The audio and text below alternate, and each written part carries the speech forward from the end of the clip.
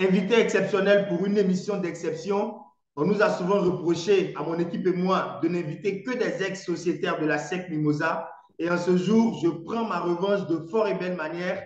Mesdames et messieurs, amis sportifs, accueillez depuis vos divers terminaux Babou Eric. Bonjour Eric. Bonjour Momo, Comment tu vas? je vais bien et puis c'est un plaisir de parler à un supporter Mimo. Mais tu sais, le plaisir est partagé, hein. Après, je t'avoue, je suis très, très heureux aussi de t'avoir avec nous à l'émission. Franchement, pour moi, c'est un honneur. Mais après, tu vois, c'est bizarre, Ben, mais je préfère toujours dire hein, Babou Eric plutôt que Eric Babou. En fait, pour être sûr que je parle bien ouais, au fer de lance de l'Africa Sport, en fait. Est-ce que ça te gêne? ouais, je comprends. Mais de toute façon, dans les deux sens, ça me va. Tu vois, certes, j'étais gamin, mais je me souviens que j'entendais assez souvent ton nom lorsque l'Africa mettait en danger des équipes adverses. Et puis, en vérité, comme je t'ai dit en off, moi, je ne t'ai jamais aimé. Parce que je suis supporter de la SEC Mimosa et ça me rendait un peu jaloux de savoir qu'un joueur d'un autre club que la SEC pouvait briller. Et puis, tu vois, là où le bas blesse, en fait, c'est qu'il venait tout droit de chez les rivales, en fait. Tu vois. Mais on va essayer de faire l'émission à la Mais fin. c'est vrai, le truc, c'est que j'ai plus d'admirateurs, beaucoup d'admirateurs, en tout cas côté Mimo, hein. Il y a beaucoup qui me disent, ah tiens, tu aurais dû venir à la SEC parce que on estime que tu as les qualités pour jouer à la SEC. Bon, en fait, j'avais le choix entre les deux clubs. Parce Ah que oui? les deux clubs, plus ou moins, me voulaient, en tout cas au niveau des supporters, mais au niveau des dirigeants, c'était plus actif, c'était plus manifesté du côté de l'Africa. Et puis moi-même, à la base, je suis supporter d'Africa aussi. Donc, évidemment, ça jouait et ça pesait dans la balance. D'accord. On va en parler de toutes les façons tout au long de l'émission. Mais déjà, en parlant de l'Africa, D'accord. après plusieurs années d'implication et de préparation à briguer pardon, au poste de président de l'Africa Sport d'Abidjan, tu retires finalement ta candidature. Pourquoi précisément ce choix? Oui, parce que euh, une chose est de vouloir être président, une chose est d'être président ou bien dans une, on va dire, dans des situations euh, bizarre. Voilà, je permettez que je utilise ce mot-là, bizarre, parce qu'effectivement, depuis 3 ans, hein, j'ai manifesté cette envie-là. Et imaginez, si depuis 30 ans, je me suis battu, j'ai convaincu beaucoup de personnes, ça veut dire que je m'étais préparé. J'ai pris les dispositions pour être candidat. Peu importe les conditions qui allaient être mises là, j'étais prêt pour être candidat. Et je pense que c'est ça qui a motivé effectivement tous ceux qui ont fomenté, on va dire, cette marmaille, ce coup d'État, parce que pour moi, c'est un coup d'État. Ce n'est pas une élection qui a eu lieu, c'est une nomination. Ils ont organisé une nomination, ils ont fait croire qu'ils organisaient une élection, alors que c'est une nomination qu'ils ont organisée. Je vous dis pourquoi. Depuis le débat, depuis le début, pardon, on a souhaité que ce soit une élection populaire. Parce qu'on sortait d'une situation où on avait un président qui était élu et qui s'est barricadé avec 28 supporters. Donc, il faisait des élections avec 28 personnes qu'il maîtrisait lui-même. Et donc, c'était notre combat. Et donc, quand on a réussi à faire partie Baba et qu'on a décidé de faire une élection, je me suis dit, mais on sort d'une élection à 28, on ne peut pas faire une élection restreinte. Il faut qu'on ait l'adhésion de tous les supporters cette fois-ci. Donc, mettons les moyens pour organiser une élection populaire. Pour cette fois, après, on va déterminer s'il le faut, les conditions, ceux qui doivent voter, en tout cas pour les prochaines élections. Mais cette fois-ci, il faut que le président qui sera élu sorti de ces palabres-là ait l'adhésion populaire de tous les supporters, de sorte qu'il ait la légitimité et la légalité en même temps, et qu'il soit en paix pour travailler, sachant qu'à l'Afrique, c'est une situation particulière parce qu'on sort que des palabres, que des palabres. Donc cette fois-ci, si on fait une élection populaire, le président qui sortira de là sera en paix. Il aura la légitimité. Et moi, je me suis préparé pour ça. Et qu'est-ce qu'ils ont fait avec la complicité du Nord, avec à la tête Yves Zogo Junior? Qu'est-ce qu'ils ont fait? Ils ont fait un collège électoral de 41 personnes, 41 ou 42 personnes. Un collège électoral de 42 personnes. Et tenez-vous bien, ces 42 personnes, c'est eux qui les ont choisis. Vous comprenez? Ils ont choisi eux-mêmes les 42 personnes. La majorité, en tout cas. de ces 42 personnes, parce que je fais partie du collège électoral en tant qu'ancien footballeur, mais la majorité déjà était acquise à leur cause. En tout cas, au candidat qu'ils ont choisi, c'est-à-dire l'actuel président Cuyo Théa Narcisse. Donc, ils ont fait une coalition, c'est-à-dire ceux-mêmes qui se proposaient d'être candidats contre moi, ils se sont mis ensemble, ils sont allés chercher le président Cuyo, qui n'avait ni programme, qui ne s'attendait même pas à être candidat, en tout cas, qui n'avait même pas cette ambition. Ils sont allés le chercher, le convaincre, et ils ont mis un collège électoral qu'ils ont choisi eux-mêmes pour pouvoir le mettre à la place. C'est pour ça que je parlais de nomination, en fait. Ce n'est pas une élection. Donc, j'ai vu le coup venir, j'ai eu les informations, et puis je me suis dit, mais qu'est-ce que je vais aller faire dans cette marmaille? Tout simplement. Parce que les dés étaient pipés, tout était joué en avance. Mais pourquoi ne pas avoir dénoncé justement? Ah si, je l'ai fait. Je l'ai fait. Avant les élections, j'ai eu la chance de me retrouver sur les plateaux de la TV3. Les vidéos sont là. Hein, et j'ai dénoncé cela. J'ai dit que ce n'est pas une élection qui se préparait, c'était une nomination et qu'ils étaient en train de faire un semblant d'élection. Je l'ai dit. J'ai communiqué dessus, je l'ai dit. Mais dans cette période-là, les gens n'écoutent pas, en fait. Ils sont omnibulés parce qu'ils veulent sortir de la crise. Peu importe les conditions, il faut sortir de cette situation. Vous comprenez? Et donc, c'est ce qu'ils ont fait. Personne n'écoutait. Ils ont même fait croire que c'est parce qu'ils ont mis une condition de 10 millions que je trouve une excuse pour me défiler. Écoutez, depuis 3 ans, je dis je vais être président de l'Africa. 10 millions, je ne sais pas si d'un budget pour être président de l'Africa, je ne sais pas si c'est quelque chose, ça. C'est rien du tout. 10 millions pour être président de l'Africa, c'est rien du tout. Il suffit que j'ai 10 amis qui me donnent 1 million, ça fait 10 millions. C'est rien du tout. Vous voyez comment c'est ridicule, ces arguments. Ils n'ont pas compris ce que je suis en train de dire. Et aujourd'hui, les choses me donnent raison. Je pense qu'on en reviendra. Mais voilà brièvement ce qui s'est passé. Voilà pourquoi j'ai pris du recul. Est-ce à dire que c'en est fini pour le projet de présidence de ton club de cœur? Ah non, non, non, pas du tout. Je me dis que chaque chose a son temps. Et les choses sont en train de me donner raison. Peut-être que vous me donnerez l'occasion, je vous dirai pourquoi je le dis. Mais les choses sont en train de me donner raison. Vous dites qu'ils ont fait un semblant d'élection. Et ceux qui ont fait roi, c'est-à-dire ceux qui sont mis ensemble, cette coalition-là, ils sont allés chercher le président Cuyo. Aujourd'hui, ils sont en palabre. Vous comprenez? Donc, les faiseurs de roi aujourd'hui sont écartés. Et donc, aujourd'hui, c'est les mêmes histoires qui reviennent, les mêmes palabres qui reviennent.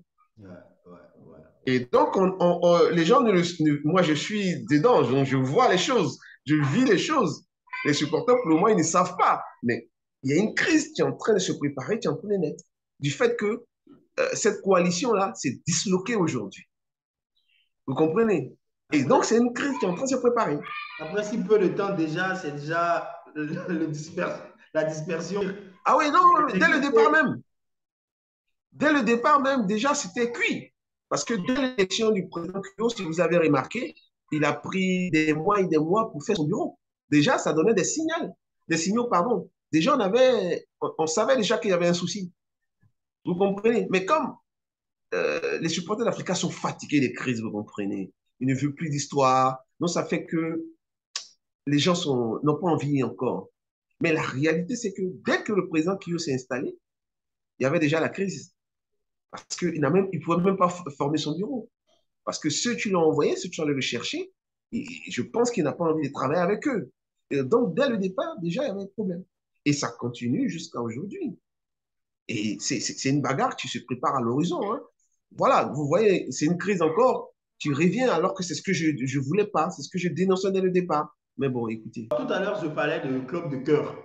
Et en parlant de cœur, justement, il faut dire qu'avec toi, il y a d'abord eu Cœur Aiglon, ensuite Fondation Cœur Sportif, et puis aujourd'hui la Marée Rouge. Après, je ne sais pas si je maîtrise un peu les différences, mais c'est quoi exactement? Quand je suis arrivé de la France, je voulais aider mon club, Africa Sport d'Abidjan. Voilà. Donc, c'est ainsi qu'il y avait la première dénomination. C'est-à-dire, c'était centré vraiment sur l'Africa Sport d'Abidjan. Et donc, quand j'ai commencé à avoir mes activités au niveau de l'Africa, mes amis, mes partenaires en Europe et puis à Abidjan m'ont dit, mais on peut élargir l'action. De Cœur Aiglon, Aiglon, c'est Africa, vous comprenez. Donc, ils ont souhaité même qu'on élargisse l'action nos activités, qu'on élargisse un peu nos activités, parce qu'on était beaucoup sollicités, et puis pas forcément des gens de l'Africa. Je connaissais aussi des amis à la SEC, je connais des amis au Stella, dans tous les clubs pratiquement. Et eux aussi me sollicitaient pour certains trucs. Donc, on a dit, il faut élargir l'action. On ne peut pas élargir ces actions-là avec cœur réglant. C'est sectaire, en fait. Voilà. Donc, on a souhaité passer de cœur réglant à la fondation Cœur Sportif. C'est-à-dire que ça touche tous les sportifs. Voilà, c'est juste une évolution. Donc, de cœur réglant, c'était sectaire, on est passé à fondation Cœur Sportif pour pouvoir toucher tous les sportifs et sortir même un peu du football, toucher aussi les autres disciplines. Donc, c'est comme ça qu'on est passé à Cœur Sportif. Ça, c'est ma fondation. Maintenant, au niveau de l'Africa, m'impliquer dans l'Africa, j'ai créé la marée vert et rouge. Vous voyez que ça dit, hein, c'est clair. Voilà, la marée vert et rouge. Ça, c'est vraiment l'Africa. C'est un comité de supporters de l'Africa. C'est ma base pour aller attaquer le poste de président de l'Africa. Donc, toutes les personnes, tu souhaites que je brigue la présidence, toutes ces personnes, tu veux m'accompagner dans le projet, viennent s'inscrire à la marée vert et rouge, c'est vraiment pour l'Africa.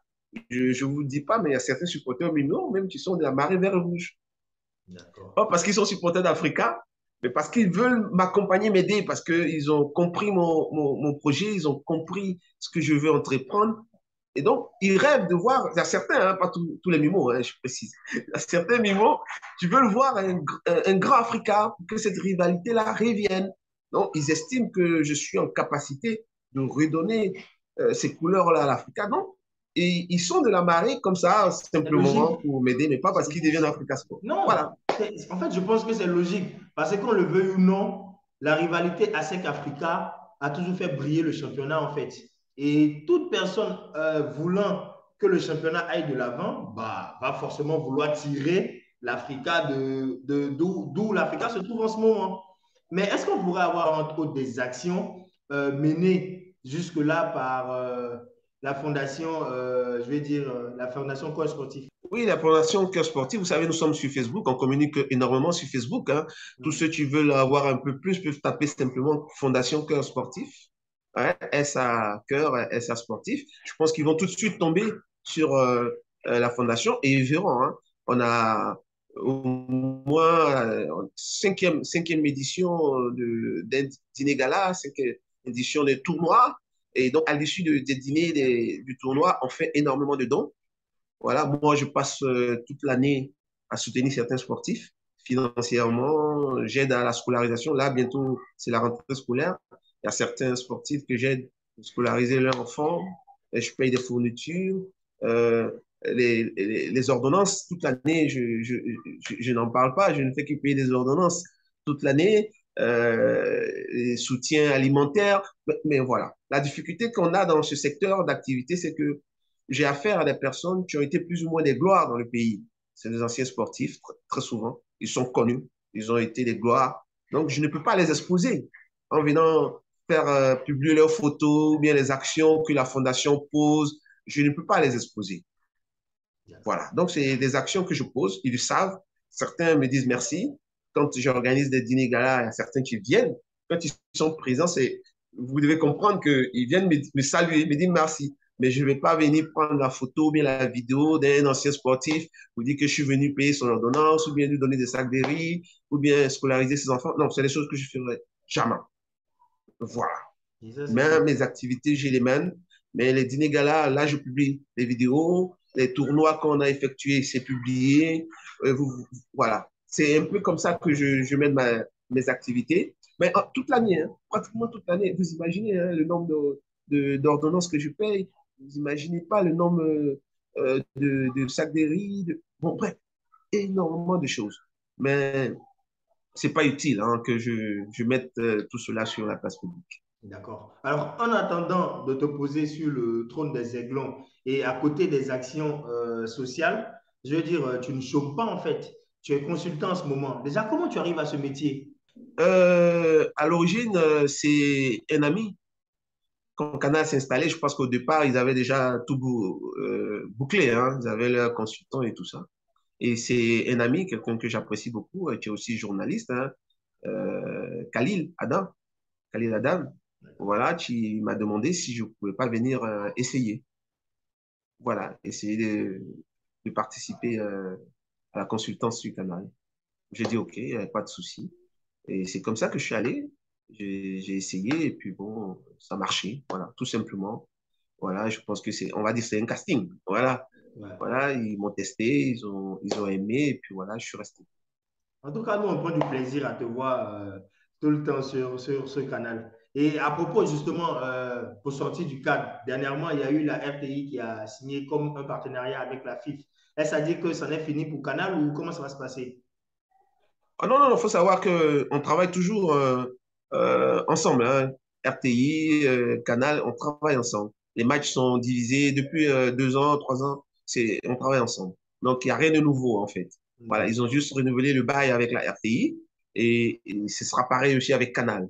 Voilà, les matchs de championnat sont divisés et puis aujourd'hui, il y a la Ligue 2, il y a la troisième division. Donc, il y a à boire et à manger pour tout le monde. Hein, ne vous inquiétez pas. Alors, l'Africa Sport d'Abidjan est en ce moment deuxième ou du moins en deuxième division.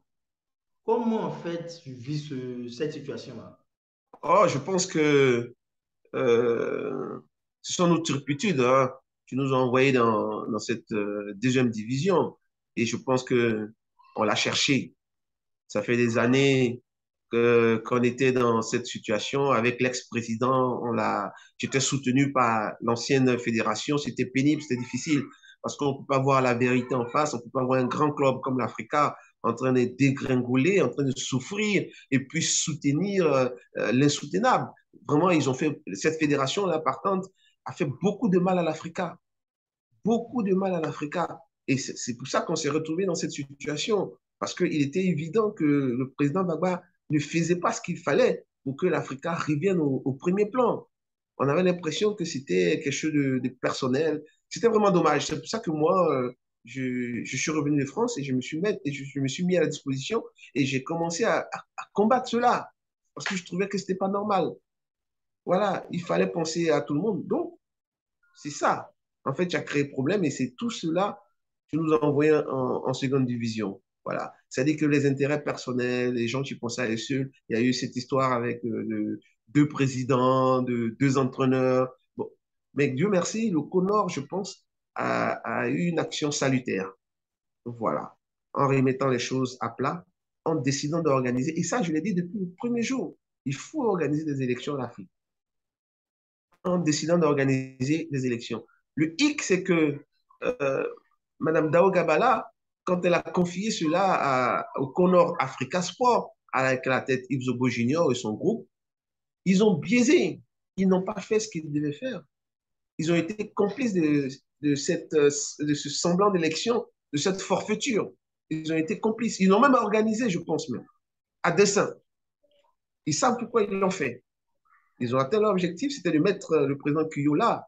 Mais vous Mais voyez, c'est tout ça pourquoi le qui droit nous n'a a pas été envoyés là. saisi en fait? Je me demande en fait, je me dis, bah c'est vrai, tu as dit tout à l'heure que tu avais dénoncé et tout, mais le droit aurait dû être saisi en fait, ou il n'y a pas de possibilité de saisir le droit dans ce genre de situation-là. Oui, si vous reprenez les vidéos de cette élection, le jour même de l'élection, vous verrez la réaction de l'un des candidats, c'est-à-dire le président Koneko. Le président Koneko, qui était candidat. Vous verrez sa réaction ce jour. Il a dénoncé cela. Il a mis à nu pratiquement les conditions de ces élections-là. Mais il a caché, il est parti. Vous savez qui ont suivi l'élection, c'était en direct. Il est parti, il est sorti de la salle. C'est pour dire que tout, ils le savent, mais ils avaient préparé leur coup. Ceux qui étaient déjà là, ils ont dit, peu importe, ils devaient aller jusqu'au bout. Ils avaient décidé d'y aller. Et comme je l'ai dit tantôt, les supporters de l'Africa sont fatigués en fait des palades. Ils avaient vraiment ce désir-là de sortir de ce bicéphalisme, des palabres à n'en point finir. Ils avaient envie de sortir de là. Donc, il fallait y aller. C'est pour ça que je me suis tué. J'ai compris les désirs des supporters et puis j'ai dit, tant qu'à faire, on fait avec. Voilà, si le président Cuyo peut faire ce que les supporters souhaitent, c'est-à-dire réorganiser le club, parce que je pense qu'il a la capacité, pourquoi pas. Même s'il est arrivé dans cette condition-là, mais je pense qu'il a le vécu, il a la capacité, je pense, de pouvoir bien travailler. Donc, je me suis dit, tant qu'à faire, faut pas penser à soi, faut penser collectif, à l'intérêt général, et puis tempérer les choses, et puis aller. Mais le président Koneko l'a dit, il a même posé une plainte à la justice, je crois que c'est en cours, si je ne me trompe pas. Donc, c'est vous dire que il y a, malheureusement, c'est comme ça que ça s'est passé. Mais moi, j'estime que c'est pas moi qui vais s'aimer le trouble à l'Africa, ou bien tu vas encore créer des palabres à l'Africa, donc j'ai préféré rester à ma place. Mais je me dis que dans 4 ans, j'aurai l'opportunité de revenir et de briguer la présidence de l'Africa. Et puis, je pense que le temps fera que les gens vont comprendre que je suis le bon cheval. Je n'ai pas dit le meilleur. Bon, on va attaquer la partie de l'émission que la plupart des internautes et les sportifs préfèrent généralement. À quel âge est-ce que tu commences le football? Oh, vous savez, hein, c'est toujours en Afrique, on commence même au berceau, pratiquement. Et les signes, tu ne te trompes pas. Dès le berceau, déjà, vous aimez le ballon, vous aimez courir derrière un ballon. Bon, voilà, c'est des petites choses comme ça. Donc, en général, quand on pose ces questions-là, on sait qu'en Afrique, on commence très tôt. Voilà. Pour finir, on ne sait même pas à quel âge on commence. Mais c'est pour ça que j'aime bien dire au berceau. Voilà. Le Et talent, ça naît comme ça. Et puis, on commence très tôt. Donc, j'ai commencé très tôt le football. Et j'ai joué les tournois des quartiers déjà très petit. J'ai joué même avec des aînés, des personnes, mes grands frères, ce qui fait qu'on m'a remarqué un peu plus vite parce que je jouais avec des aînés. Donc tout de suite, je tapais dans l'œil des personnes qui passaient. C'est comme ça qu'on m'a détecté. C'est juste au quartier, il s'appelle Pierre Lundi. Voilà, il était l'entraîneur des minimes du stade d'Abidjan. Il passait simplement, hein. Et il a été curieux de voir un petit là, tu joues avec des grands. Il dit, mais attends, qu'est-ce qu'il fout là? Et c'est comme ça qu'il s'est arrêté. Et puis voilà, il m'a apprécié. Et puis mon idylle a commencé avec le stade d'Abidjan. ah, d'accord, donc tu commences avec le stade d'Abidjan en catégorie minime, c'est ça? Exactement. Je D'accord. Et commence je me minime dis, au stade d'Abidjan. Et je me dis en catégorie minime, bah, je suppose qu'en même temps tu allais à l'école. Est-ce que tu Ah oui, pensais à évidemment. relier les études et tout de suite la carrière ou comment ça se passe? Oh, je pense que c'est faisable. Ça a toujours été le cas. On joue les jours où il n'y a pas école. Voilà, souvent c'est des excuses que certains jeunes trouvent pour ne pas aller à l'école, c'est tout. Mais sinon, on joue pendant les jours où il n'y a pas cours. Par exemple, je donne un exemple, aujourd'hui, les mercredis soirs, après-midi, pardon, il n'y a pas école, très souvent pour les enfants. Donc les mercredis, ils vont au sport. Samedi, il n'y a pas école. Donc samedi, ils vont au sport. Les week-ends, c'est fait pour les matchs amicaux, les matchs entre clubs. Donc voilà, en semaine, tout le monde va à l'école.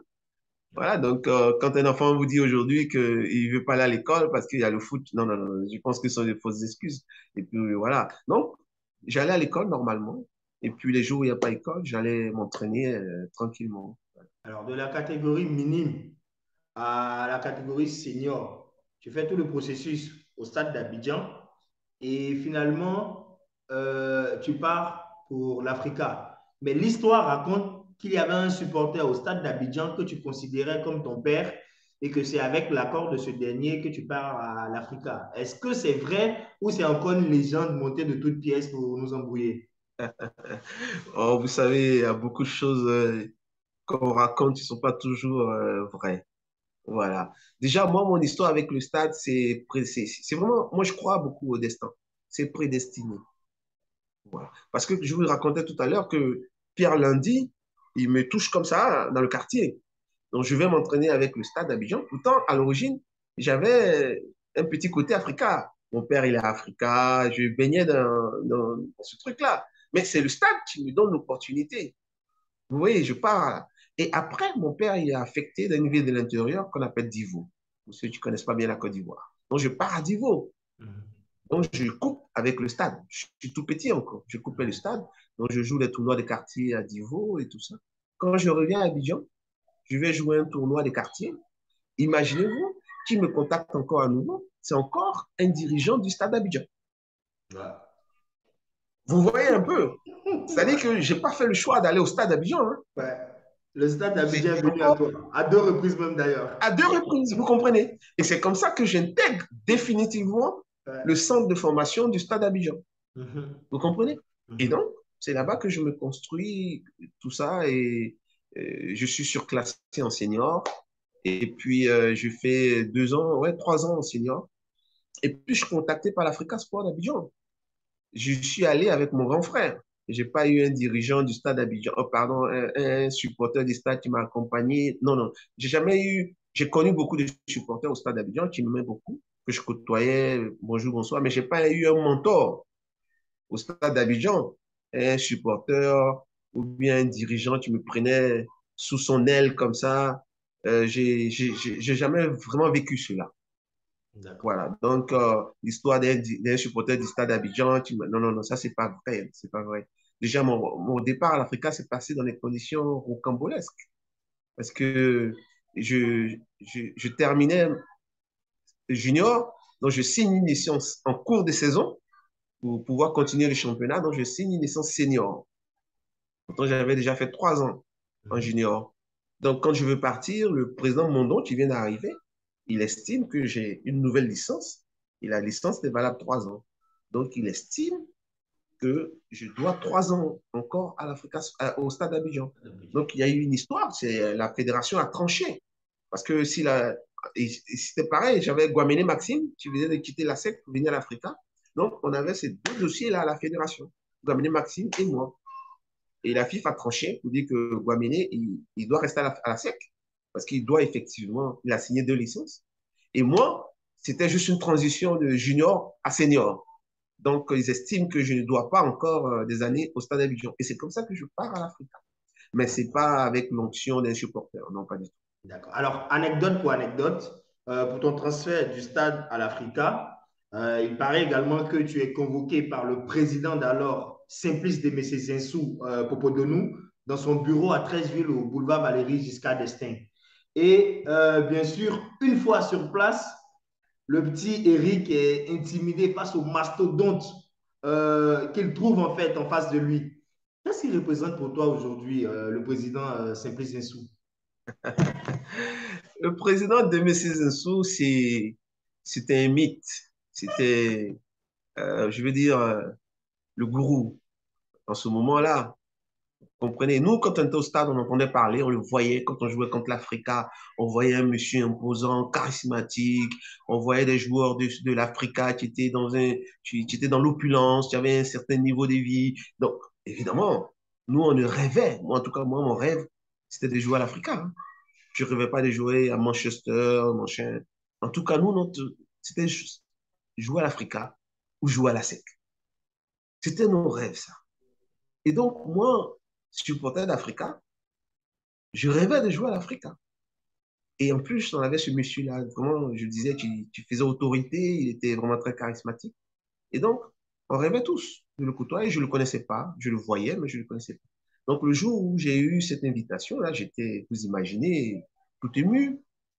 Je tremblais un peu. Aller à la Sivomar, on entendait parler, on voyait la Sivomar, mais on avait des histoires qu'on racontait. Donc, j'ai demandé à mon grand frère hein, de m'accompagner, Thierry Babou. Je lui ai demandé de m'accompagner et donc on est parti à deux. Le truc que j'ai, c'est que certes, j'étais ému, intimidé, mais j'ai pas peur. Moi, j'ai difficilement peur. Donc, j'étais pas. Ouais. Donc, j'avais pas peur. Donc, dès que l'on rentre dans le bureau, le truc, c'est que lui-même m'a mis à l'aise. Quand je dis à l'aise, parce que en voulant m'intimider, m'impressionner, il m'a décomplexé. Ouais, Voilà, c'est une belle histoire. Hein. Quand je ouais. rentre dans son bureau, voilà, c'est une belle histoire. Dès que je rentre, on n'a même pas le temps de nous dire bonjour, de nous asseoir tout de suite. Et il a ce côté-là un peu volubile, un peu taquin tout de suite. Il m'attaque, il me rentre dedans là. Donc, tout de suite, c'est un choc.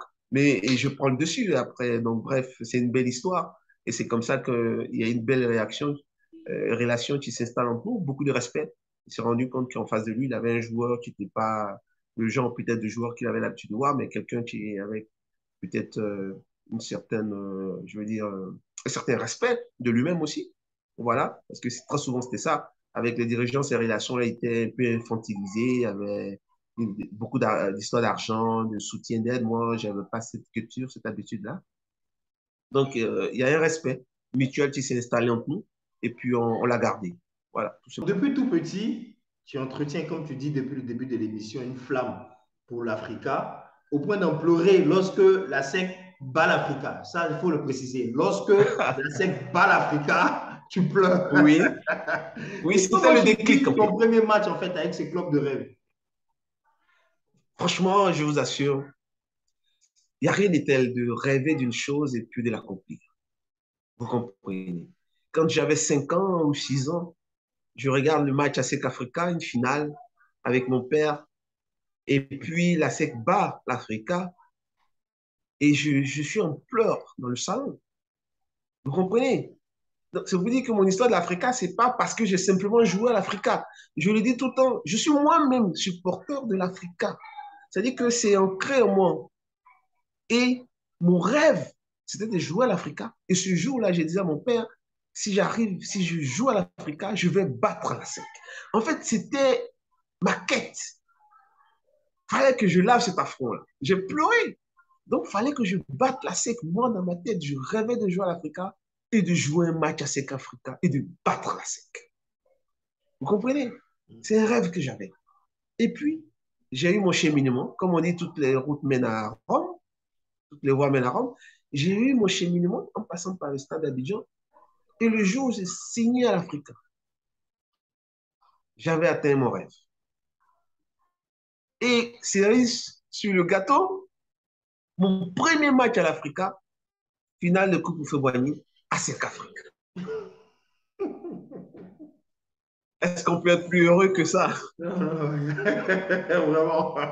Il n'y a pas Vous meilleur voyez? cadeau. Et encore, anecdote, Ouais. je n'étais même pas censé jouer le match. Parce que pendant la préparation, on était allé au Gabon. Pendant la préparation, l'entraîneur qui venait d'arriver, et puis je suis arrivé avec des joueurs reconnus, hein, champions d'Afrique 92, hein, Kassi Kouadio, Amani Ao, je sais pas, il y en avait plein là qui venaient d'arriver à l'Afrique. Donc moi, le tout jeune qui vient du stade d'Abidjan, l'entraîneur, je n'ai pas ce statut-là. Donc pendant le stage, je rentrais quelques minutes. Vous voyez, donc je n'étais pas sa priorité en J'ai fait, on va lui. dire. Ouais. Donc, j'avais pas vraiment, pour moi, je ne pensais pas jouer le match. J'étais même surpris quand je me suis retrouvé parmi les 16. J'étais convoqué pour le match, vous comprenez. Et donc, j'avais mal, j'avais une inquiétude comme ça. Mais déjà, même le fait d'être convoqué pour le match, c'était déjà pour moi quelque chose d'acquis. Et puis, le jour même du match, hein, je pense que pendant la préparation du match, au déjeuner, j'apprends que je suis titulaire, s'il vous plaît. C'est-à-dire, je passe de non-vu à titulaire. Comme ça, pour un match à SEC Africa, mon premier match au stade Houphouët-Boigny contre la SEC, devant 40 000 spectateurs, à la télé nationale, devant toutes les autorités. Waouh, vous imaginez pas la pression. C'est fort, c'est fort. Bon. Voilà, c'est des données que des gens qui sont pratiquement assis dans leur bureau, c'est des choses qu'ils ne maîtrisent pas. Mais quand vous jouez votre carrière, souvent sur un match, devant tout ce monde-là, c'est toute une carrière que vous jouez là. Vous imaginez, je rate ce match-là, le tout jeune là qui vient d'arriver, je suis grillé, mort. Et donc, c'est comme ça que je joue ce match-là. Et puis, Dieu merci, je fais un super match, on gagne la SEC. Donc, vous voyez, là, sur le coup, j'ai accompli tous mes rêves Tu rentres par d'enfant. la grande porte en fait. Je ne rentre pas à la grande porte et j'accomplis tout ce que je voulais. Arriver à l'Africa, gagner la SEC, j'avais fait. Je venais d'accomplir tous mes rêves. Je pouvais arrêter ma carrière là. Tu arrives à l'Africa Sport National en 92, tu fais pratiquement 10 années dans ce club, ou soit pratiquement 9 ans. Et en dehors du premier match que tu viens de nous raconter, quels sont les matchs ou les périodes qui t'ont le plus marqué en fait? Ben, c'est une très belle question parce que tu as dit quelque chose de formidable. J'ai fait, on va dire, pratiquement 9 ans, 10 ans à l'Africa Sport Day. 10 ans dans la carrière d'un footballeur. C'est pratiquement toute une carrière à l'Africa. Et mieux, oui, quand certains supporters de l'Africa, je vais dire méchamment, prétendre que je ne suis pas un enfant du club, patati patata, j'ai commencé au stage, je suis venu à l'Africa. Mais je suis à la base supporter de l'Africa. Je vous ai raconté tout à l'heure un peu comment j'ai pleuré pour ce club-là. Je suis supporter de l'Africa. En plus d'être supporter de l'Africa, j'ai fait 10 ans de ma carrière à l'Africa. Il n'y en a pas beaucoup qui l'ont fait. Je suis peut-être dans les top 5 des joueurs à l'Africa. 10 ans de carrière à l'Africa. Donc, c'est pour dire que j'ai la légitimité quand je parle de l'Africa Sport d'Abidjan. Je parle de l'Africa Sport d'Abidjan en tant que footballeur, mais aussi en tant que supporter de l'Africa. Donc, je revendique cette légitimité et ce respect-là que certains supporters perdus me doivent. Ce respect-là, je le revendique. Ça veut dire qu'à l'Africa, j'ai fait 10 ans, 9 ans, on va dire, mais c'est que du bonheur. Parce que l'amour, je l'ai eu des supporters. Ils m'ont adopté, ils m'ont aimé et j'ai eu énormément de moments de plaisir. C'est vrai qu'il y a eu des moments de couac, évidemment, mais majoritairement, c'était que du bonheur. Je peux vraiment beaucoup de plaisir à l'Africa Sport Abidjan. En 10 ans, comme je dis, ou 9 années, si on veut, c'est pratiquement toute une carrière, comme tu viens de le signifier ou comme tu viens de le souligner. Et tu as sûrement dû avoir plusieurs duos d'attaque. Mais de tous ces duos que tu as rencontrés, lequel t'a le plus marqué en fait? Ah oui, comme tu l'as dit, hein, pendant 9 ans, 10 ans de carrière, on a forcément rencontré des joueurs de qualité. J'en ai connu énormément, Okolosi, Bekreyago, Ahmed Ouattara, les frères Keita, Bomba Yakuba, que des attaquants de grande qualité. J'en ai connu énormément. Évidemment, ce serait difficile de vous dire j'ai pris plus de plaisir avec tel ou tel, mais ce qui est sûr, c'est que le moment clé, le moment le plus important de ma carrière à l'Africa, c'est quand je remporte la Coupe d'Afrique de vainqueur de coupe avec l'Africa Sport d'Abidjan et ça se passe en Tunisie. C'est une grosse performance qu'on réussit. Ce groupe-là était un groupe mature, un groupe de qualité. Il y avait des joueurs de qualité dans ce groupe-là, un groupe vraiment mature. On formait un quatuor d'attaquants. Je ne même pas dit, même on avait 5 attaquants qui tournaient pratiquement. On avait un seul objectif, comment remporter le tournoi. Donc, on a fait beaucoup de sacrifices. Il y avait à mes côtés Adama Clofier, il y avait les frères Keita, il y avait Dante Youssouf, nigérien.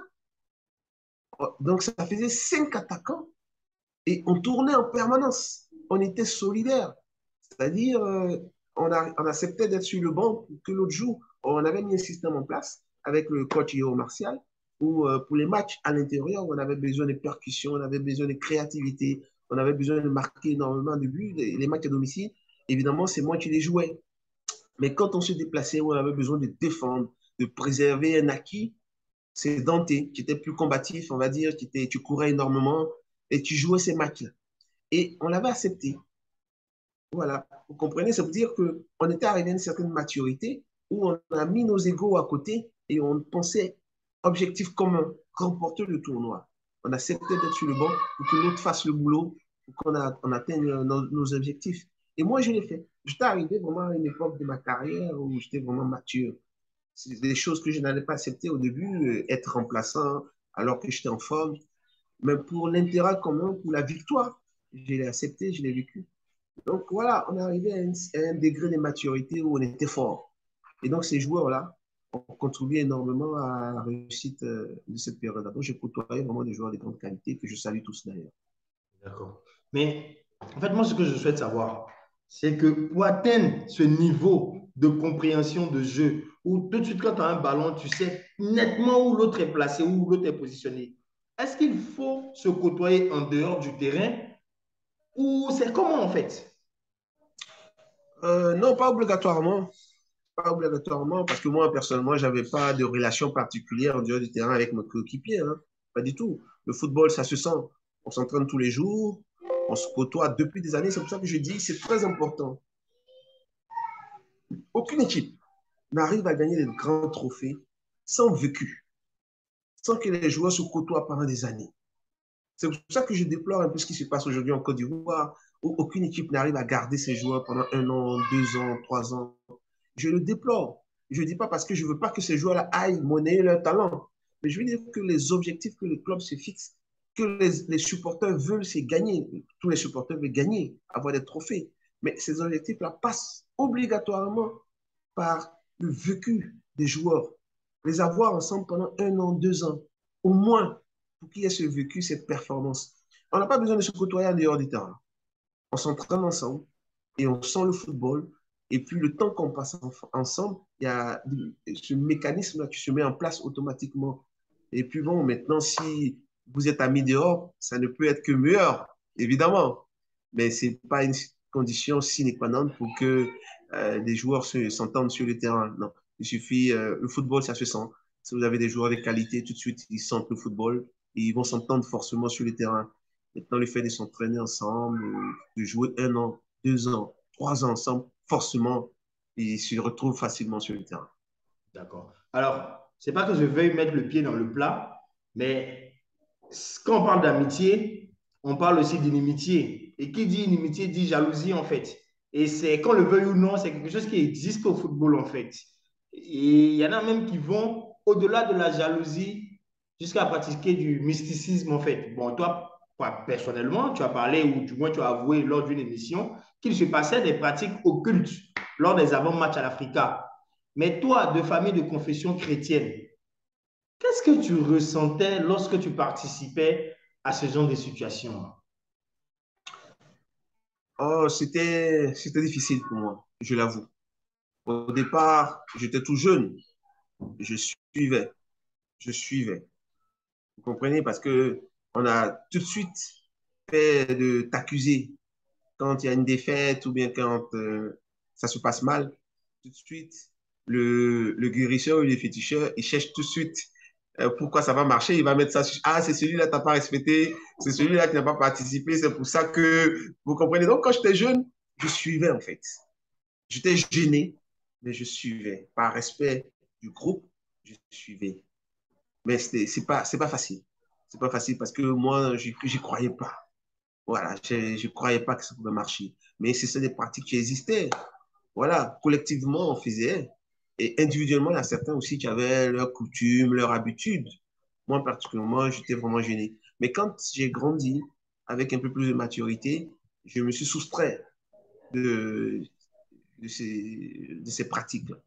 Voilà, quand ça existait dans le groupe, moi, je restais en chambre.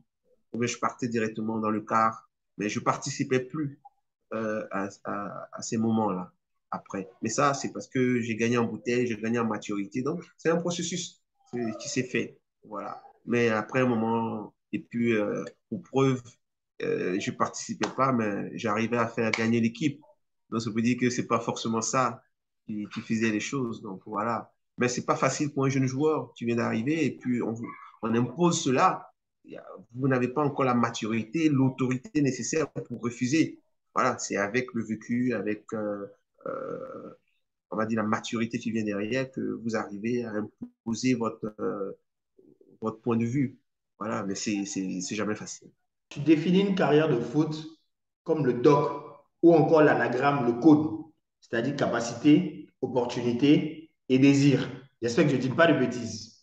C'est que ça, c'est D'accord. ça, Et toi, on peut exactement. dire que tu es parvenu à réunir les trois boules de cristal en fait. Sauf que malheureusement, tu ne réussis pas certaines fois à saisir l'opportunité, comme par exemple à Guingamp. Est-ce que tu peux nous replonger en fait dans cette anecdote-là?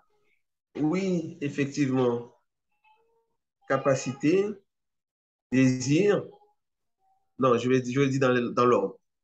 Capacité, opportunité, désir. Ça fait code.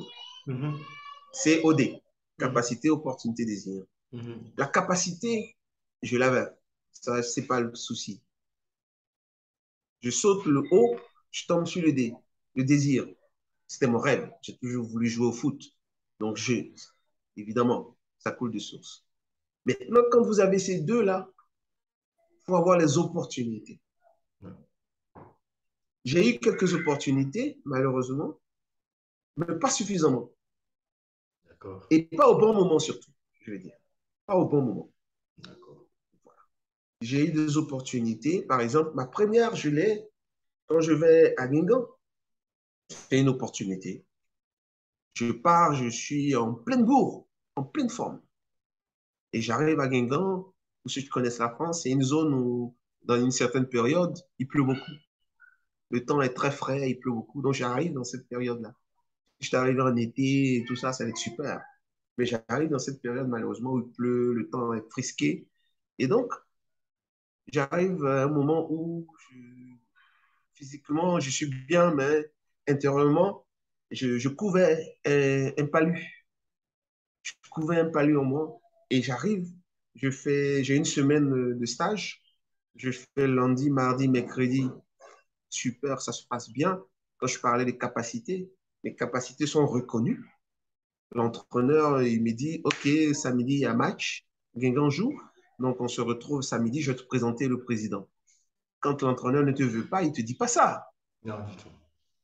C'est clair. D'accord. Ouais. Tu fais 3 jours d'entraînement. Si l'entraîneur trouve que tu n'es pas bon, il ne dit rien. Mhm. Mais quand, après 3 jours d'entraînement, l'entraîneur te dit, samedi, je te présente le président du club, ça veut dire que c'est gagné. Donc, moi, mercredi, je suis tout heureux parce que j'ai même pas d'entraînement jeudi. En fait, j'ai fini mon stage. J'ai fini. J'ai simplement entraînement, je crois, vendredi. Si je le veux, même en plus, c'est pas obligatoire parce que c'est une mise en place pour ceux qui vont jouer. Moi, je ne fais pas partie encore de l'effectif. Donc, j'ai fini mon stage pratiquement. Et mercredi soir, je chope un palu où je tombe, je mets avec tout ce que vous connaissez, les symptômes du palu. Je tremble, je vomis, tout ce que vous voulez. Et donc, toute la nuit, je passe le temps à chercher une solution parce que j'ai même pas un petit cachet. Vous comprenez où ça se joue à peu de choses. Ne serait-ce que si j'avais un petit cachet dans mon sac, dans ma valise, je réglais le problème. Le palu, vous savez comment ça soigne. Hein? C'est juste prendre les médicaments 3 jours et puis en plus, j'ai pas d'entraînement après. Donc, j'aurais pu me reposer tranquillement. Mais j'ai même pas un petit cachet. Et donc, le matin, j'ai vomi partout dans la chambre, vous comprenez? Et donc, la dame qui nettoie, quand elle arrive, elle me découvre comme ça, elle panique. Et donc, tout de suite, elle appelle SAMU. Et donc, on vient me chercher là, tout de suite, on Ça me n'arrange braque, pas on les m'envoie à choses. l'hôpital. Voilà. Donc, vous imaginez après tout ce qui se passe, voilà, c'est le cafouillage. Voilà, le club qui estime qu'il ne veut pas prendre garder un joueur qui est malade, alors que c'est pratiquement l'intersaison où ils ont besoin d'un joueur qui est tout de suite opérationnel. Donc, vraiment, voilà. Bon, bref, je fais court, hein. Voilà, c'est comme ça que l'histoire capote à Guingamp. Oui, c'est juste un petit détail. C'est pas un problème de capacité, c'est un problème, voilà. Et c'est là que ça capote. Donc, les opportunités, voilà, ça s'est créé, mais ça se termine mal. Et puis après, je pars en Suisse où je sors de maladie, je suis pas en forme. Moi-même, j'ai demandé, hein, c'est personnel. C'est moi qui ai demandé de quitter la Suisse pour rentrer à Abidjan parce que je me sentais pas bien. Je n'étais pas en forme, moralement, j'étais cuit. Il fallait que je me rebooste. Donc, j'ai demandé à rentrer à Abidjan, c'est moi qui l'ai demandé. Et j'ai demandé à rentrer à Abidjan pour me ressourcer, pour repartir de plus belle. Et voilà comment je retourne à Abidjan. Et puis après, j'ai l'opportunité d'aller au Sporting de Toulon. Je saisis l'opportunité, je pars à Toulon. Mais bon, comme je disais tantôt, c'est un moment où je suis en fin de carrière, pratiquement. Je suis en fin de carrière, donc je vais pour terminer ma carrière, pas pour faire encore une grosse carrière. Non, voilà, donc je saisis l'opportunité pour terminer en beauté, en fait. Ouais, Voilà. mais je dis, c'est pas que je veuille te contredire, mais je me dis avec les capacités et avec l'aisance de jeu que tu avais, bah, tu as forcément trié certaines opportunités que tu as eues. Parce que je me dis, il n'y a sûrement pas eu que Guingamp et Toulon, il y a sûrement eu d'autres opportunités, mais peut-être tu as pris avec réticence ou c'est pas le cas. Ou aussi l'amour pour Oui, parce l'Africa, que le fait de ne pas vouloir partir tout de suite. Il y a tout ça aussi. oui, c'est ce que je disais tantôt, le timing. Dans cette période-là, dans cette période-là, c'était pas comme aujourd'hui où vous voyez même des enfants de deuxième division s'en vont. Ça part un peu de partout, là. Voilà. Nous, on avait cette aisance-là un peu sur place. On avait, on va dire, on vivait bien quand même sur place. Donc, il y a quelques opportunités qui venaient. Mais en plus, on avait des dirigeants qui étaient très exigeants. En ce moment, ils étaient très exigeants. Parce que pour convaincre le président Zensou de te laisser partir, il faut se lever à 1 heure du matin. C'est pas facile. Donc, il y a certaines opportunités qui sont venues où les dirigeants eux-mêmes ont mis les pieds dessus. Parce que soit c'était pas trop intéressant, ou bien eux-mêmes, ils ne gagnaient pas leur compte. parce qu'il fallait qu'ils gagnent des sous aussi. Donc, il y a des opportunités comme ça que les dirigeants eux m'ont bloqué. Et donc, on n'est pas rentré en conflit avec eux. Voilà. Donc, il y a eu comme ça des opportunités qui ont été ratées, pas forcément parce qu'on ne voulait pas, mais parce que les dirigeants eux-mêmes aussi ont bloqué. Donc, voilà. Donc, il y a tout ça qui a joué. C'est pour ça que vraiment, c'est les opportunités qui ont fait défaut hein, dans notre génération. Là. Les opportunités. Il y en avait, mais pas forcément les bonnes, ou bien le timing n'était pas bon. Et puis, en ce moment, les dirigeants étaient très exigeants. Ils partaient pas comme on le voit aujourd'hui. Là. Ce n'était pas le cas. Donc, c'était un peu difficile en termes d'opportunités. En capacité, c'était bon. En désir, c'était bon. Mais les opportunités, ce n'était pas toujours évident. Bien résumé en tout cas. En tout cas, on va garder ça en affiche de l'émission COD et on va mettre la définition et mettre je vais dire 2 points d'ouverture, Babou Eric, comme quoi la citation vient de lui. Alors, est-ce que tu as des regrets à ce jour de ne pas avoir eu un passage aussi glorieux en équipe nationale que celui de l'Africa? Regret, non, pas vraiment, parce que moi, je ne suis pas très souvent rétroviseur, en fait. Mhm. Ouais, je me projette toujours et puis ma foi fait que je me dis tout ce que Dieu fait est bon. Voilà, donc je ne suis pas trop rétroviseur. Mais évidemment, je pense que j'avais les capacités. Parce que je ne fais pas une grosse carrière en équipe nationale parce que encore j'ai eu l'opportunité, mais j'arrive à un moment où on est juste derrière les champions d'Afrique, la génération dorée. Ils viennent de remporter la Coupe d'Afrique. C'est en ce moment-là que nous, on pointe les nez. C'est toujours difficile quand vous arrivez derrière une génération pareille. Ils gagnent la Coupe d'Afrique, ils sont les méga stars. C'est La difficile. légitimité Et et nous, tout. Ouais. voilà, on arrive juste derrière. On a une génération on a dû batailler hein, pour sortir le nez. Parce qu'en ce moment, Kassi Kouadio, il est là, Boulay Traoré, il est là. Vous avez les champions là, du monde, d'Afrique là, qui sont là. Et donc, vous devez sortir la tête comme ça. Il faut avoir beaucoup de capacités pour le faire. Hein. Vous comprenez? Et donc, moi, je me retrouve dans une sélection nationale avec Henri Kasperzak, avec ces champions d'Afrique là. Et En donc, on doit Tunisie, aller 94, c'est ça? exactement. Mhm. Donc, j'étais dans le groupe. Hein. J'étais dans le groupe, j'ai fait la présélection, j'ai tout fait avec eux. Les matchs amicaux, j'ai tout fait. Et personnellement, j'étais très à l'aise parce que j'étais en pleine bourre.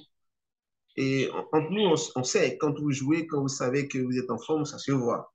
Et moi, tous les matchs amicaux, l'entraîneur me faisait jouer. Hein. Kasper Zak m'a fait jouer tous les matchs. Même en stage, en interne, j'étais dans le groupe. Je jouais les matchs, il avait beaucoup d'estime pour moi. Je le sentais, je le voyais. Et moi, j'étais à l'aise. Et j'étais convaincu que je faisais partie du groupe, que je devais être à la Coupe d'Afrique. J'étais convaincu. À la dernière seconde, à la dernière minute, la dernière liste, mon nom a sauté. Mon nom a sauté à la dernière minute. Tout ce que j'ai eu comme explication, tu es jeune, tu auras le temps, il y a tes grands frères qui sont en fin de carrière, donc il faut les laisser. C'est ce que j'ai eu comme explication. Voilà. Retourner le couteau dans la plaie, mais vous comprenez exactement hein, ce qui s'est passé. Il y a eu une coalition, une solidarité des champions d'Afrique. Voilà, je résume ça comme ça. D'accord. Il y a Parce eu que une solidarité des champions d'Afrique qui était encore là, qui maîtrisait le groupe. Donc, le jeune, il a le temps de venir. Donc, on ne va pas abandonner notre ami à Abidjan et puis prendre ce genou-là. Bon, voilà. Bon, bref, voilà. Opportunité, mais le timing n'est pas bon. là où je veux rebondir, c'est que tu as dit, et je cite lors de ton entretien, que tout entraîneur en Afrique, jusqu'à un certain degré, c'est lui qui décide. Mais après, il y a beaucoup d'influence. En fait, on est comme partagé sur ce sujet-là. Et moi, en tout cas, personnellement, c'est pas pour te faire plaisir que je dis ça, mais je fais partie de ceux qui pensent que le dernier mot ne revient pas toujours aux entraîneurs. Et ça, on peut le voir même au haut niveau, avec des joueurs de façon même pas déguisée. On sait tout de suite qu'il a son dernier mot quand même à dire. Mais toi, est-ce que tu continues de le penser? Parce il y a quand même un bon moment que tu as dit ça. Bah, ça fait déjà quelques années que tu as dit ça. Est-ce que tu continues de penser que l'entraîneur n'a pas forcément le dernier mot et que je vais dire, la décision des fois peut être poussée ou bien impactée par un tiers? Mais pour répondre à ta question, on va être factuel. On va prendre un Mm, exemple mm, clair. mm, Hein. Puis on va se comprendre. Je prends le cas dont on a parlé, moi, mon cas. Vous mm, comprenez? Je suis jeune, je suis dans un groupe qui est constitué en majorité de joueurs qui se connaissent, qui viennent de remporter une Coupe d'Afrique. Donc, ils ont du vécu ensemble, ce sont des amis. Il y a des liens qui sont tissés, ils sont des amis. Il y a eux, première entité. mm, Deuxième entité, il y a la fédération. Fédération qui, elle aussi, vient de remporter la Coupe. Tu connais, tu as ses enfants avec eux. mm. Deuxième entité. Troisième entité, il y a l'entraîneur. Tu es venu, tu dois faire son groupe, mais pour gagner, il a besoin de ces deux entités. Vous comprenez? Donc cet entraîneur-là, il fait son boulot jusqu'au dernier moment où il accepte son autorité, mais son autorité ne peut pas aller à l'encontre forcément des déshydratats de son groupe, des cadors, pour ne pas dire des patrons de son groupe, des doyens de son groupe. Et il ne peut pas aller aussi aller en conflit forcément avec l'équipe dirigeante simplement parce qu'il veut faire plaisir à un joueur. Non, non, non. Il arrive un moment où l'entraîneur lui-même, il regarde, il pèse le pour et le contre. La C'est pas balance. forcément parce qu'il est faible, hein. C'est pas forcément parce qu'il est faible, mais ça fait partie aussi de l'intelligence d'un entraîneur. Il y a des intérêts qui sont en jeu.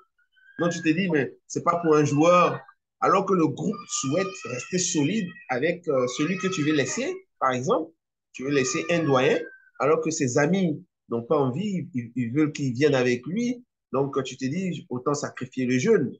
Et puis partir, au moins le groupe, il reste intact, il reste solidaire. C'est arrivé avec Sekou Bamba. Hein. Rappelez-vous, Sekou Bamba, il a été éjecté de l'équipe nationale parce que le groupe qui était en place ne le sentait pas. Mais au meilleur moment de sa carrière, hein, Au 92, meilleur moment de sa il était carrière. jeune, mais bon, j'étais bébé même, mais de ce qu'on dit, c'était le moment où il était au summum. Exactement.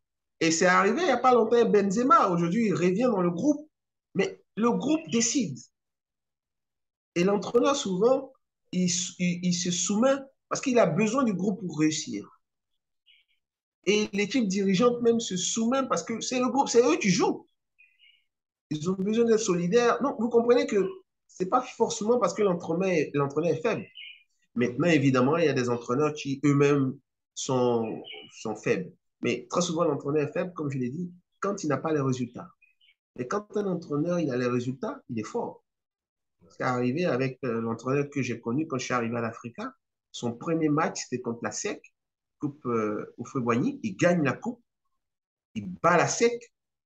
Donc, pour son premier match, aujourd'hui, il est doublé par tous les supporters de l'Africa. Du coup, Donc, il il a a une une claque, en fait. autorité. Voilà. Donc, tout de suite, boum, il a une autorité qui fait que c'est lui, l'entraîneur, le meilleur entraîneur du monde, pratiquement. Et ça dépend maintenant de comment l'entraîneur l'utilise. Soit il pète il prend la grosse tête, ou bien il est humble et puis il commence à travailler. Cet entraîneur-là, lui, il était comme un militaire. Lui-même, il me le disait, il dit, lui, il a eu une formation militaire, moi, il veut m'éduquer. Vous voyez? Donc, on est rentré en clash, on est rentré en conflit. Et il avait ce comportement avec tout le monde parce que pour lui, il était intouchable. Mais voilà, les supporters ont tout de suite l'ont adopté. Donc, et il a pourri l'ambiance au sein du club. Et il était têtu. Mais quand je l'ai vu faiblir, et comme je l'ai dit tout à l'heure, quand les résultats ne suivaient plus, quand on a commencé à faire des mauvais matchs, là, il est devenu malléable. Là, il n'avait plus la grosse tête. Il avait peur d'être éjecté, de perdre maintenant son poste. Donc maintenant, il écoutait. Les dirigeants pouvaient maintenant lui imposer des choses. Vous comprenez? Ouais, je vois. Voilà où maintenant l'entraîneur devient friable. Mm. Parce qu'il n'a plus les résultats. À tout moment, on peut le chasser. Donc, il a peur maintenant de perdre son poste. Il a peur de perdre ses avantages. Et donc, il écoute maintenant. Le président peut lui dire non, ça, je ne veux pas, ça, on fait ça.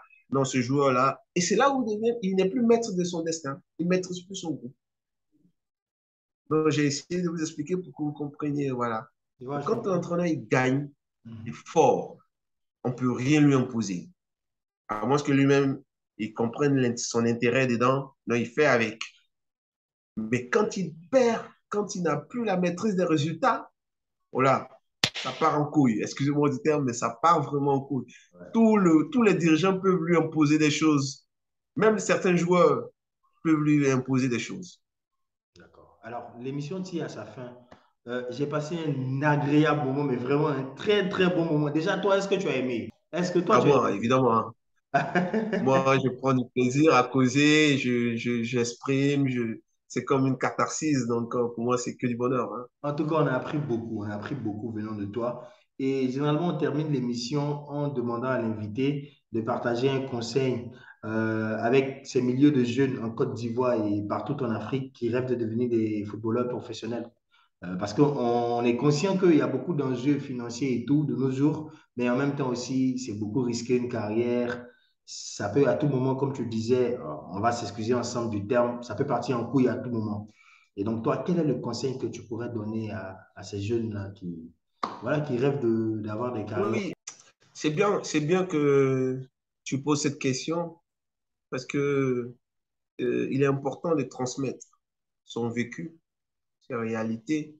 Ça peut édifier, ça peut aider les générations qui viennent derrière. C'est très important. Nous, on n'a pas eu cette chance-là. Comme je le disais tantôt, on est rentré en confrontation avec la génération qui est au-dessus de nous.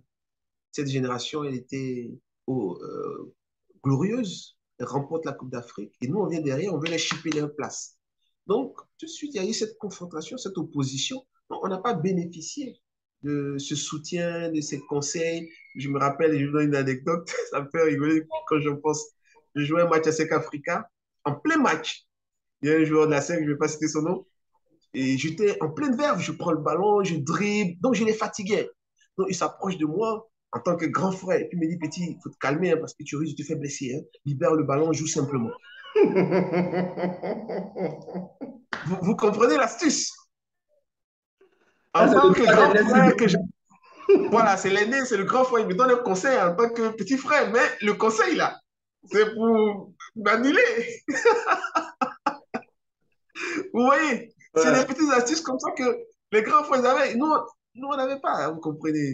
Donc, je disais qu'il est important qu'on partage notre vécu. Et c'est une exclue que tu as peut-être. Je suis en train de terminer mon livre, voilà, où je raconte un peu mon vécu, beaucoup d'anecdotes, où tu vas édifier, aider certains jeunes, tu vas venir derrière. Donc, ce livre-là, je le mettrai au moment opportun à disposition de tout le monde. Et donc, je donnerai beaucoup de conseils à travers même mon vécu. Certains vont comprendre un peu la machine, comment ça fonctionne. Et je mets un pied aussi dans la situation actuelle du football ivoirien. Donc, il y aura beaucoup d'idées. Donc, voilà, c'est pour aider aussi ces jeunes-là, pour aider aussi certaines personnes qui ne maîtrisent pas trop le milieu du football. Je donne quelques infos. Donc, ils verront un peu comment ça fonctionne, comment ça marche. Et puis, ils pourront se faire une idée. Mais c'est très important. Donc, au moment opportun, ce roman-là, ce livre-là sera à disposition. Et le titre, voilà, déjà même, vous dira tout. Le diable est dans le foot. Wow, c'est faux, ça! C'est faux comme Fort. expression, ça! C'est fort, justement. Le diable est dans le foot. Donc, j'explique beaucoup de choses. Hein. Je dis beaucoup de pièges que ces jeunes doivent éviter. Et puis, j'explique les réalités hein, qui prévalent dans le milieu. Donc, le diable est vraiment dans le foot. D'accord, très bien. En tout cas, on espère que tu seras avec nous à la promotion du livre ou sinon, bah, nous, on va s'acheter un livre, on va partager avec nos amis et tout Inch'Allah. l'essentiel de ce bouquin-là. Infiniment merci encore d'avoir accepté de jouer au jeu, de participer à l'émission et tout. Franchement, ça a été un honneur pour moi. Et par-dessus tout, c'est un challenge qui a été relevé. Bah, on nous a traité de où on nous a taxé d'actionnaires qui n'avaient rien à voir avec le groupe, mais ce Oui, n'est mais pas c'est le pas cas. faux, non? C'est pas C'est le pas cas. faux, c'est pas faux. En tout cas, infiniment merci, futur président. Je crois que c'était Ouais, merci à et vous. tout, Et franchement, merci à vous aussi. vous avez été super pendant l'émission et on vous souhaite beaucoup de bonheur pour la suite de votre carrière, en fait. Ouais, merci. Le plaisir, il est partagé. Je vous souhaite aussi beaucoup de bonheur dans vos activités. Et puis, c'était un plaisir, voilà, quand tu échanges avec des personnes agréables. Momo, tu le sais, tu es une personne agréable, donc c'était Ah, que du merci. bonheur. Et j'espère qu'on se verra très bientôt. Inch'Allah, Inch'Allah. Infiniment merci. Au revoir, président. Porte-toi bien et bon week-end. Ciao, Au revoir. ciao.